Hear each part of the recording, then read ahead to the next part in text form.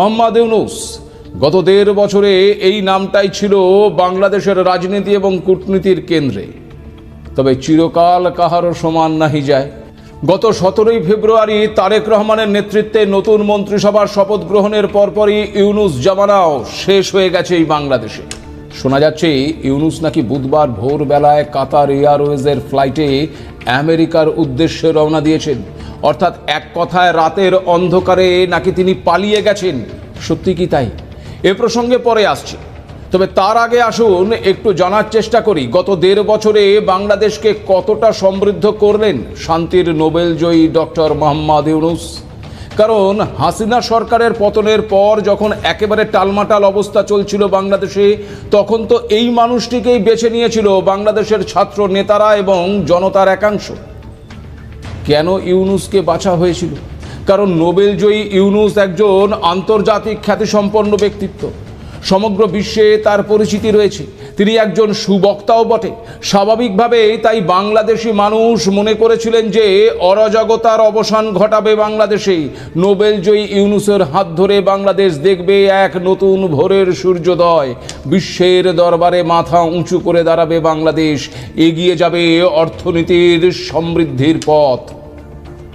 থাকবে না কোনো বৈষম্য, থাকবে না দুর্নীতি, লঙ্ঘিত হবে না সাধারণ মানুষের অধিকার। ইউনূস নিশ্চিত করবেন বাংলাদেশের আইনের শাসন আর এনে দেবে ন্যায় বিচার। কিন্তু হায়, স্বপ্ন আর বাস্তবে যে বড়ই গরমিল। তবে এই স্বপ্ন বাংলাদেশিরা যতটা না দেখেছেন, তার চেয়ে বেশি অনেক তাদেরকে এই স্বপ্ন দেখিয়েছেন মোহাম্মদ ইউনূস নিজে। ওই যে শুরুতেই বললাম, ইউনূস একজন সুবক্তা। তিনি জানেন কথা দিয়ে কিভাবে মানুষের মন জয় করে নিতে হয়। আর ওই ঠোঁটের কোনায় তো হাসি তার লেগেই ছিল। এমনকি ঠিকভাবে দায়িত্ব সামলাতে বাইরে থেকে নিয়ে এসে নিজেদের পছন্দ মতন উপদেষ্টা পরিষদ এবং বিশেষ সহকারী নিয়োগ করেছিলেন মোহাম্মদ ইউনূস। আর ইউনূসের সবচেয়ে বড় শক্তি ছিল বাংলাদেশের মানুষের দলমত নির্বিশেষে বিপুল সমর্থন। কিন্তু এরপরেও এই প্রশ্নটা উঠছে যে হাসিনাকে সরিয়ে ইউনূস জামানায় সত্যি কি বাংলাদেশ ভালো ছিল? বাংলাদেশের মানুষ ভালো ছিলেন? চলুন একবার ফিরে দেখি গত 18 মাস ঠিক কেমন গেছে বাংলাদেশের। দেখুন, বিদায়ী ভাষণে ইউনূস বলেছিলেন, জুলাই আন্দোলনের আগের অচল বাংলাদেশ এখন অগ্রগতির দেশ। তাই তিনি সফল না ব্যর্থ সেই বিচার নাকি বাংলাদেশের মানুষ করবে। তিনি কি বুঝতে পারছেন না যে বাংলাদেশের কুর্সিতে বিএনপিকে বসিয়ে ইতিমধ্যেই আংশিক বিচার করে ফেলেছে বাংলাদেশের বুদ্ধিমান জনতা? আর বাকি বিচারও তারা নিশ্চয়ই করবে যদি সত্যিটা তারা ভালো করে জানতে পারে। এমনটাই মত পোষণ করছেন কিন্তু অনেকে।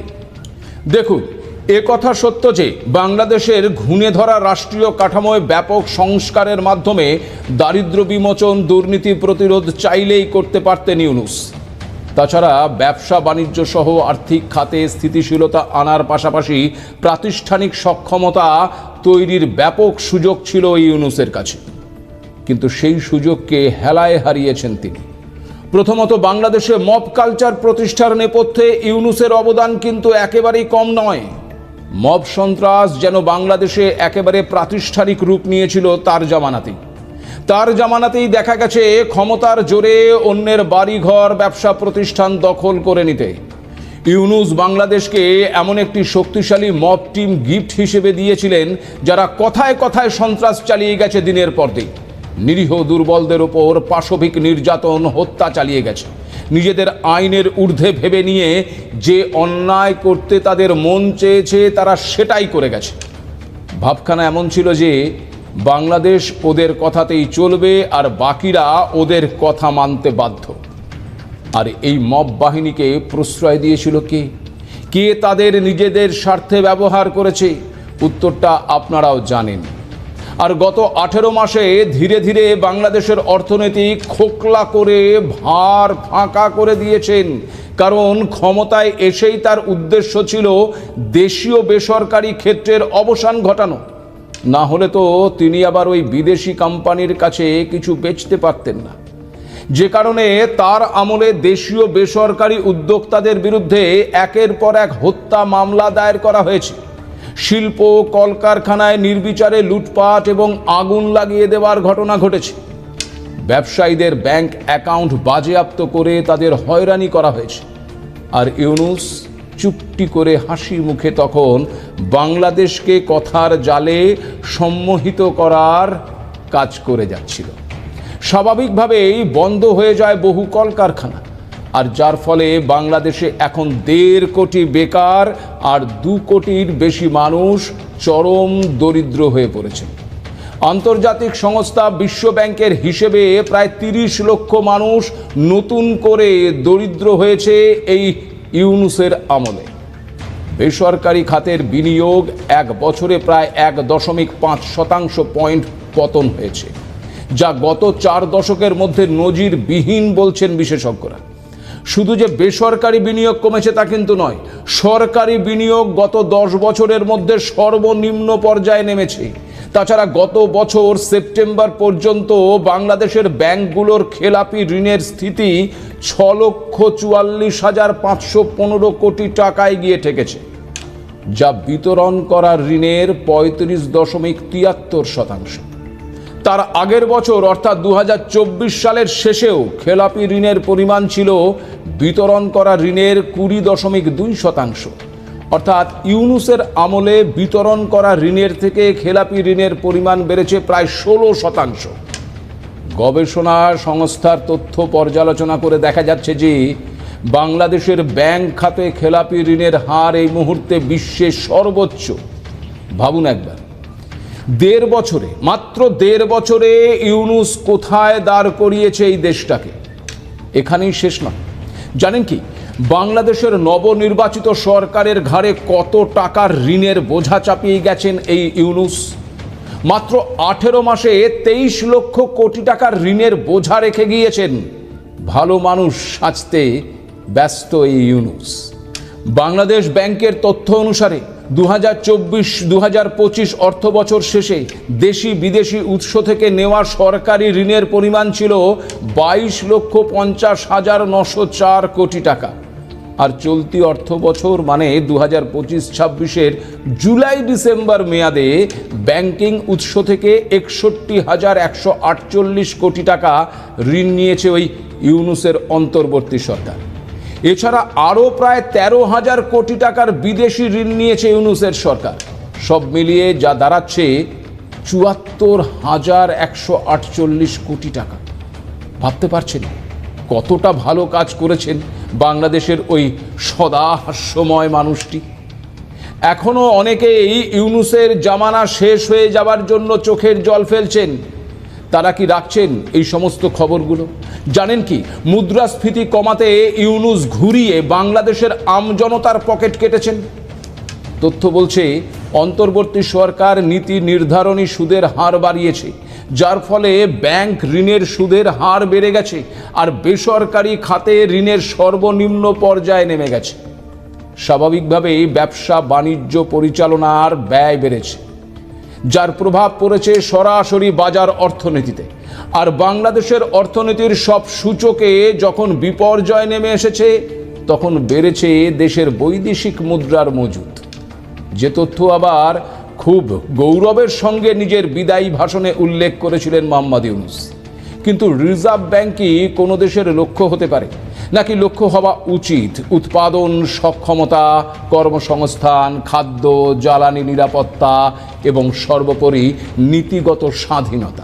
গবেষকরা বলছেন বিদ্যুৎ উৎপাদন কমিয়ে আমদানি সংকুচিত করে শিল্প খাতকে চাপে ফেলে এবং সাধারণ মানুষের জীবনযাত্রার ব্যয় বাড়িয়ে রাষ্ট্রকে শক্ত দেখানোর জন্যই রিজার্ভ ব্যাংক বাড়ানোর দিকে মনোযোগী ছিলেন এই মোহাম্মদ ইউনূস। বাংলাদেশের মানুষ আজ তাই প্রশ্ন তুলছেন যে তিনি বিশ্বব্যাপী যে 3-0 অর্থাৎ শূন্য দারিদ্র, শূন্য বেকারত্ব, শূন্য কার্বন নিঃসরণ এই সমস্ত নিয়ে যে প্রচার চালিয়েছেন, নিজের সরকারে তিনি সেই সমস্ত দিকগুলো কি সঠিকভাবে পালন করেছেন? তথ্যই কিন্তু তার উত্তর দিয়ে দিচ্ছে। বাংলাদেশের মানুষ যে এই তথ্য জানার পর তার বিরুদ্ধে ক্ষেপে উঠতে পারে, এমনটা বুঝতে পেরেই কি রাতের অন্ধকারে বাংলাদেশ ছেড়ে পালালেন মোহাম্মদ ইউনূস? বাংলাদেশকে যে খাদের কিনারায় দাঁড় করিয়ে গেলেন ইউনূস, সেখান থেকে দেশকে আবার সঠিক জায়গায় নিয়ে আসা কতটা চ্যালেঞ্জ হতে পারে ওই তারেক রহমানের জন্য?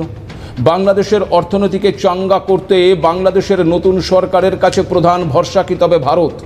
বাংলাদেশের খুব সামান্য একটি অংশের মতে ইউনূস নাকি অন্ধের দেশে চশমা বিক্রি করতে এসেছিলেন, তাই তার চলে যাওয়ার সময় অনেকেই হতাশ হয়েছেন।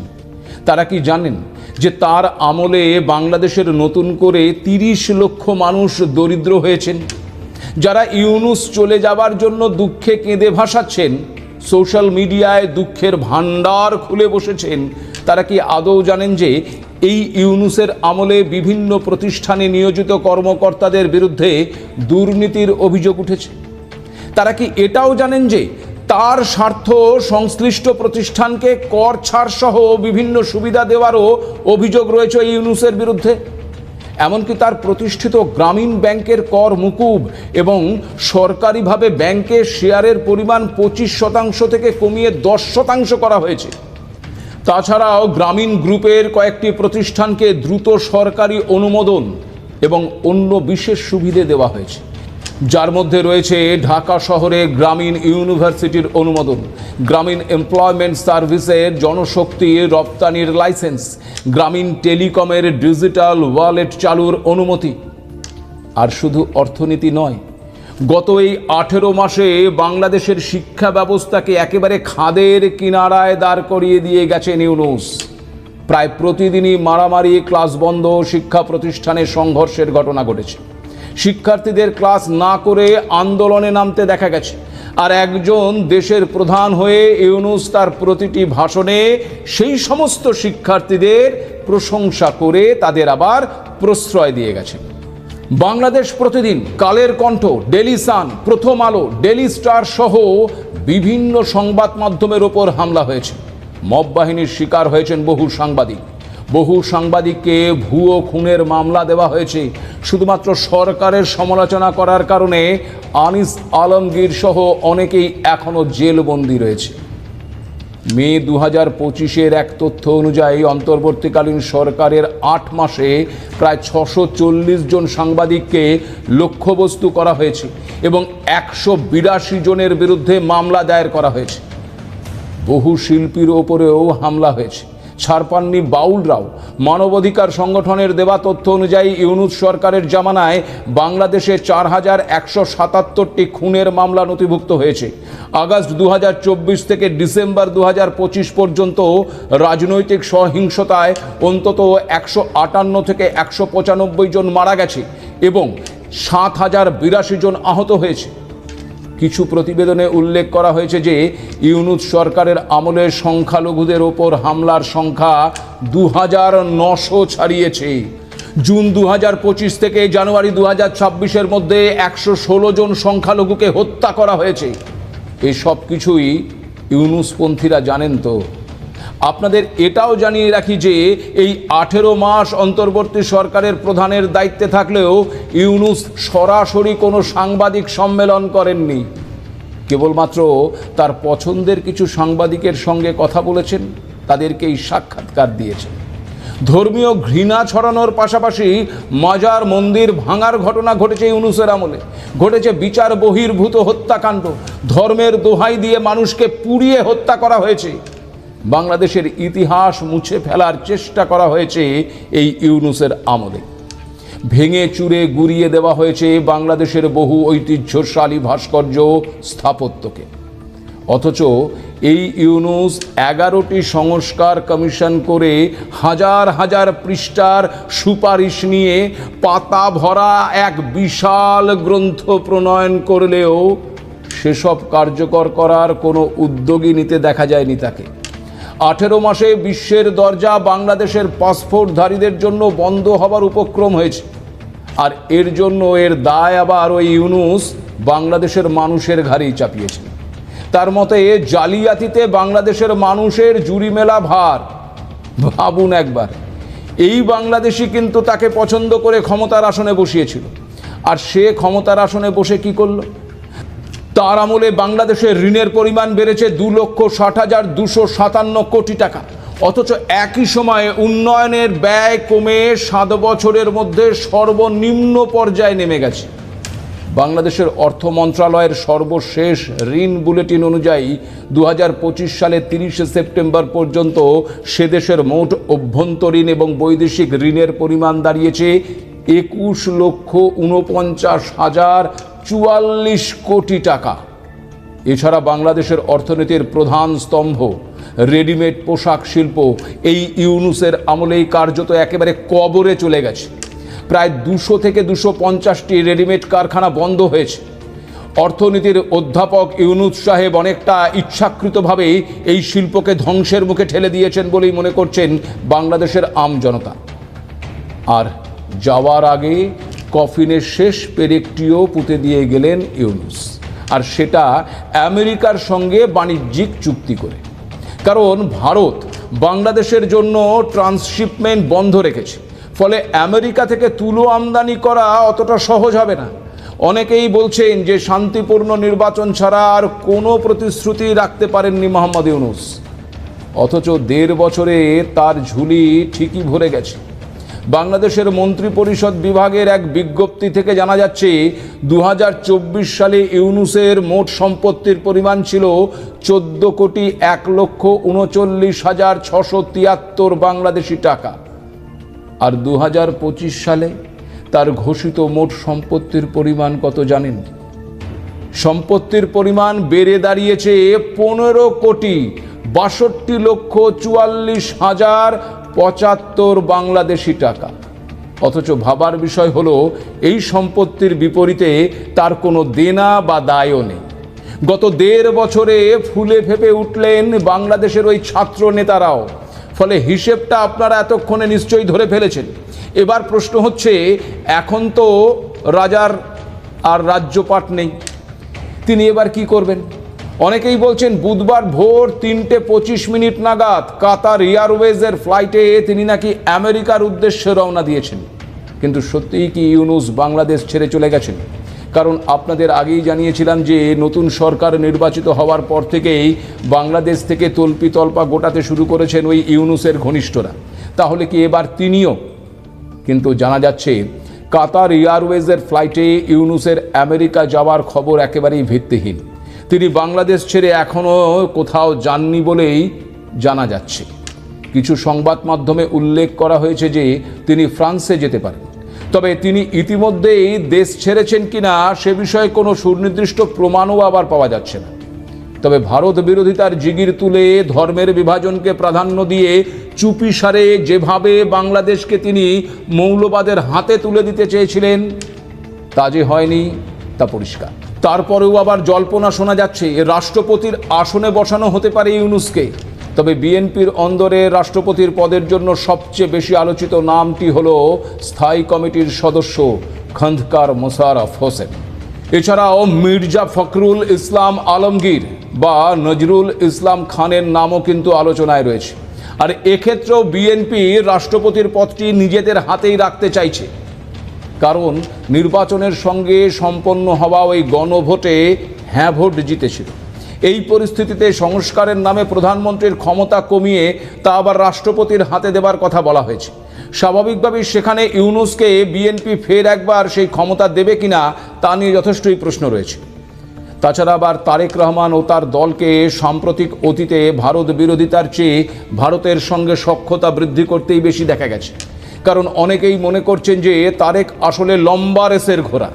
যে ভুল ইউনূস করেছেন সে ভুলের পুনরাবৃত্তি সাধারণত তারেক করবেন না, কারণ তিনি খুব ভালো করেই জানেন যে ভৌগোলিক এবং অর্থনৈতিক কারণে ভারতকে এড়িয়ে বাংলাদেশ কখনোই এগিয়ে যেতে পারবে না। অন্যদিকে জামাতের মতন মৌলবাদী দলকে বাগে আনতেও সেই সম্প্রীতির পথেই কিন্তু হাঁটছেন তারেক। দিন কয়েক আগেই বাংলাদেশে জামায়াতে ইসলামীর আমির ডাক্তার শফিকুর রহমানের সঙ্গে দেখাও করেছেন তার বাড়িতে গিয়ে। তাকে ফুল দিয়ে সম্বর্ধনাও জানিয়ে এসছেন বাংলাদেশের প্রধানমন্ত্রী তারেক রহমান। তিনি জাতীয় নাগরিক পার্টির আহ্বায়ক নাহিদ ইসলামের বাড়িতেও গিয়েছিলেন।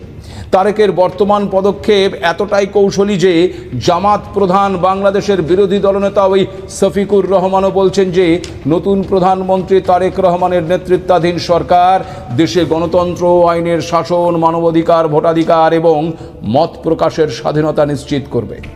অর্থাৎ বিএনপি যে আপাতত সঠিক পথেই হাঁটছে সে বিষয়ে কোনো সন্দেহ নেই। আশা করা যায় ভারত বাংলাদেশ সম্পর্ক হয়তো এবার ছন্দে ফিরবে। কিন্তু যে শান্তির জন্য নোবেল পেলেন ইউনূস এবং যাদের জন্য ক্ষমতার স্বাদ চেখে দেখলেন 18 মাস, সেই শান্তির ছিটেফোঁটাও তিনি যে বাংলাদেশকে দিতে পারেননি তা এখন দিনের আলোর মতন পরিষ্কার। এক্ষেত্রে সম্পূর্ণ ফেল করেছেন মোহাম্মদ ইউনূস। আর তার জেরেই শেষ পর্যন্ত তাকে এখন পালিয়ে বাঁচতে হয় কিনা এখন কিন্তু সেটাই দেখার। আজ এ পর্যন্তই। নমস্কার।